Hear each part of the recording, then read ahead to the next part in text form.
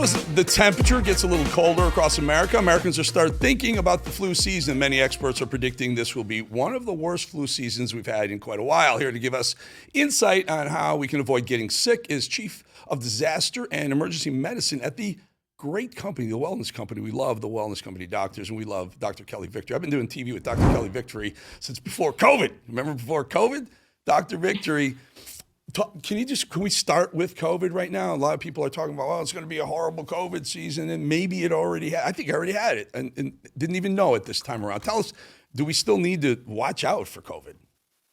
Well, thanks as always for having me, Eric. As you said, the kids are back at school, the leaves are changing, so cue the fear mongering about cold and flu season, and that includes COVID. The reality is that upper respiratory viruses, including influenza and COVID and rhinoviruses, are out there in the environment all the time. Although it may not sound very sexy, the best thing that people can do is pay attention to their overall health and wellness.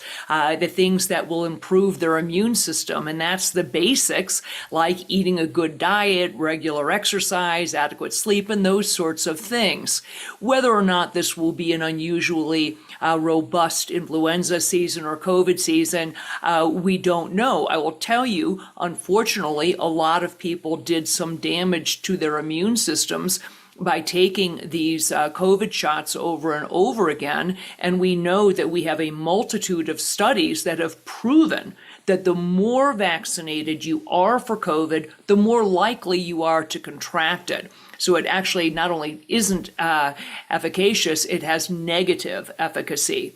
So I recommend that people, as I said, in addition to doing the basics, people should be supplementing vitamin D, and I think it is a good idea to have on hand one of our emergency kits, because those kits include the kinds of medications that you would need if you should start to get unusually ill. And that includes, by the way, antibiotics. Many of the people who got significantly ill in the past from influenza or from COVID actually ended up suffering from a bacterial infection, a bacterial pneumonia on top of the virus, and that's where antibiotics, for example, come in. Our kits also include things like Tamiflu and ivermectin, which are effective not only against COVID, but against influenza. What age, Doc? A lot of people say, well, I'm in my 30s. I don't really need these sorts of wellness company kits because I'm healthy. But that's not really true, because you can walk in, touch a surface, and if it's got a virus on it, but whatever, and you touch your face, or even airborne, right? I mean, you can catch this at any age, right? You really want to make sure you have these things on hand no matter what age you are.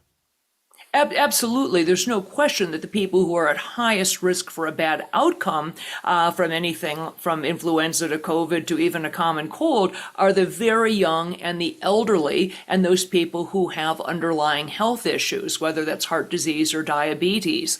But anyone can contract influenza. Most people will sail right through it with simple over-the-counter measures, Tylenol, ibuprofen, lots of liquids, decongestants, cough medications, those sorts of things. Very few people will end up needing to seek medical care. But I do think, as I said, that it makes sense to have these kits on hand, because the last thing you want to do when you're profoundly ill, really under the weather, is have to get in the car, either make an appointment at your doctor, or God forbid, have to find an urgent care or an emergency department. Doc, that's not where you want to be. That's what I'm getting at also is the wellness company kit, right?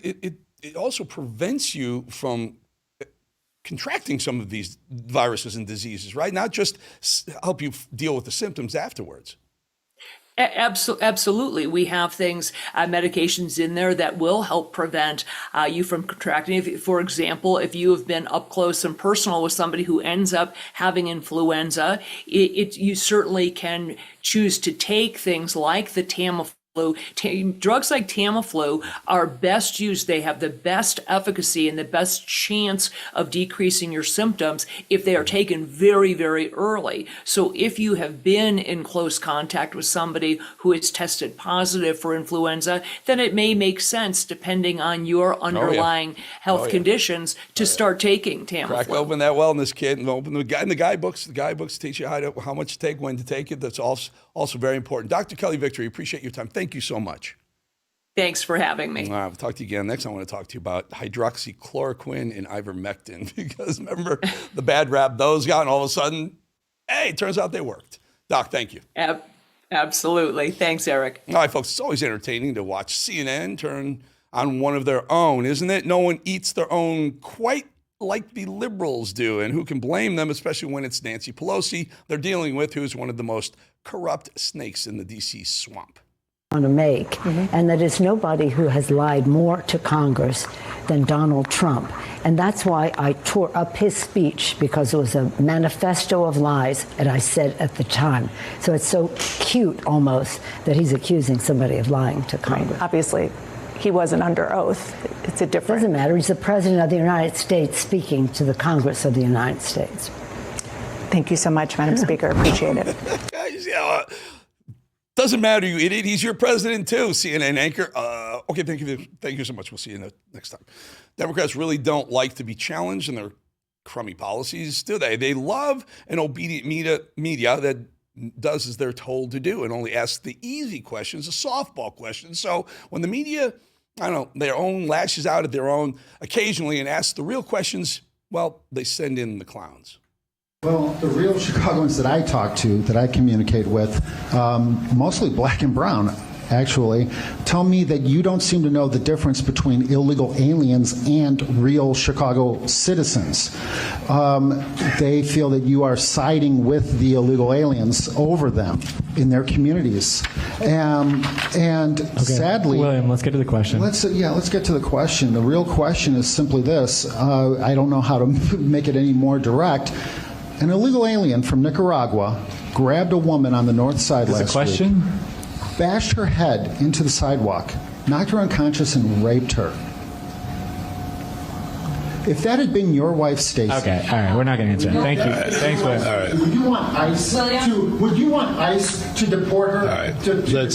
Let's move on. Yes or no? Let's move on. Let's go Brandon Johnson. He's got a single-digit approval rating in the city of Chicago, right around where Lori Lightfoot, who he took over for, was polling right when she got bounced by that guy.